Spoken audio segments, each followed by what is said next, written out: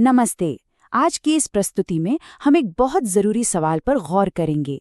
हम अपना वक्त बर्बाद करना कैसे रोकें और एक मकसद के साथ जीना कैसे शुरू करें। चलिए एक छोटे से सवाल से शुरू करते हैं। मान लीजिए किसी को 1 करोड़ रुपए ऑफर किए जाएं, लेकिन शर्त ये हो कि वो अगली सुबह नहीं उठ पाएगा, तो क्या वो ये ऑफर लेगा? जवाब जाहिर सी बात है, कोई नहीं लेगा। और बस यही छोटा सा सवाल हमें हमारे वक्त की असली कीमत के बारे में एक बहुत गहरी सच्चाई बता देता है। अगर उस पैसे को खर्च करने के लिए अगली सुबह ही नहीं मिलेगी तो वो बेकार है। इसका मतलब तो यही हुआ ना कि हमारी हर सुबह करोड़ों से भी ज्यादा कीमती है।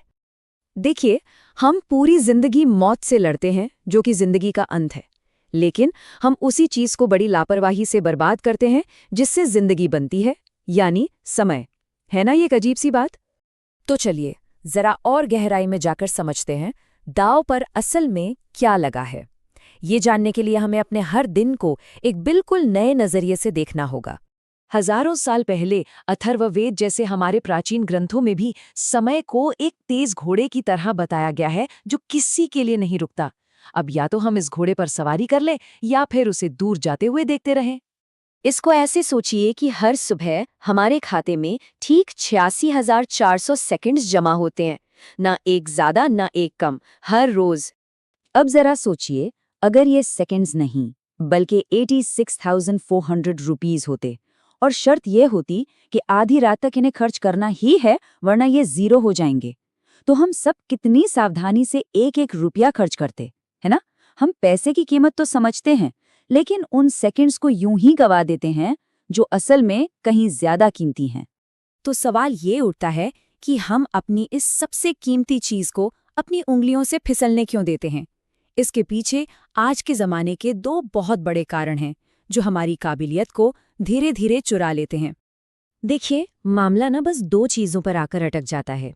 एक तो एनर्जी की कमी, वो वाली फीलिंग के यार आज मूड नहीं है या एनर्जी ही नहीं लग रही। और दूसरा मकसद की कमी, जब ये पता ही ना हो कि अपना वक्त लगाना कहाँ है। ये दो बातें हमारे सबसे बड़ी दुश्मन है। ये कोई नई बात नहीं है। प्राचीन रोमन साम्राज्य में एक कॉन्सेप्ट था, ब्रेड और सर्कस। वहां की जनता को मुफ्त का खाना और मनोरंजन दिया जाता था ताकि उनका ध्यान समाज के गंभीर मुद्दों से भटका रहे।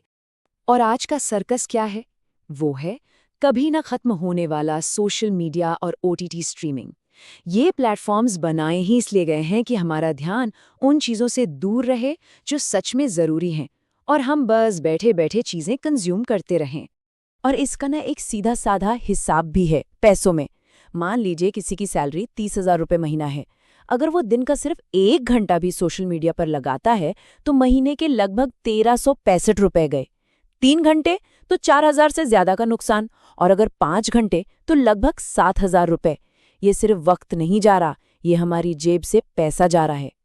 अच्छा, तो अब बात करते हैं समाधान की। प्रोडक्टिविटी बढ़ाने के लिए 100 तरीकों पर स्टडी की गई और उनमें से एक तरीका सबसे असरदार निकला, जिसे हार्वर्ड जैसी संस्था भी मानती है।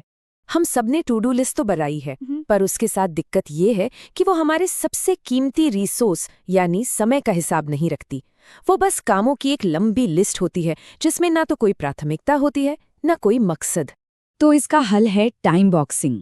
इसमें सिर्फ ये नहीं लिखना होता कि क्या करना है, बल्कि अपने कैलेंडर में उस काम को करने के लिए एक तय समय भी ब्लॉक करना होता है।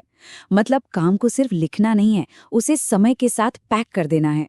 और ये कोई किताबी बात नहीं है, ये वो तरीका है जिसे दुनिया के सबसे प्रोडक्टिव लोग इस्तेमाल करते हैं। वॉरेन बफे से लेकर एलॉन मस्क तक, जो हफ्ते में 120 घंटे काम करने के लिए जाने जाते हैं।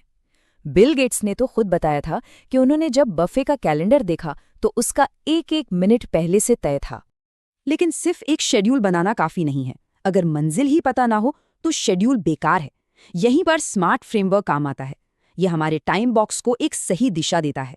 स्मार्ट गोल सेट करने से ये पक्का हो जाता है कि हम जिन कामों के लिए टाइम बॉक्स बना रहे हैं वो हमें किसी जरूरी चीज की तरफ ले जा रहे हैं। जैसे गोल सिर्फ घूमने जाना नहीं होना चाहिए, गोल होना चाहिए अगले 6 महीने तक हर महीने 5,000 रुपये बचाकर गोवा जाना। स्पेसिफिक और क्लियर।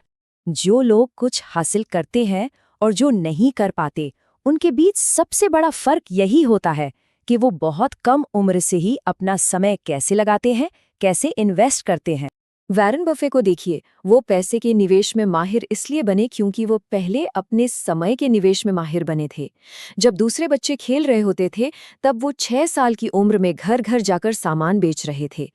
हमारा इतिहास ऐसे लोगों की कहानियों से भरा पड़ा है जो ये समझते थे कि उनका समय ही उनकी सबसे बड़ी दौलत है। गांधी जी के लिए मशहूर होने से ज्यादा जरूरी उनका समय था। और लिंकन ने तो एक साथ खेत में काम किया, पढ़ाई की और साइड में काम करके राष्ट्रपति पद तक हासिल किया। तो सबसे ज़रूरी बात यह है कि अपनी ज़िंदगी पर कंट्रोल अपने दिन पर कंट्रोल करने से शुरू होता है।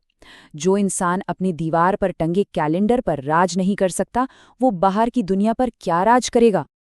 तो अंत में समय का घोड़ा तो दौड़ रहा है। सवाल ये है कि हम उसकी सवारी करेंगे या उसे बस गुजरते हुए देखते रहेंगे। ये फैसला हर सुबह हमारा अपना होता है।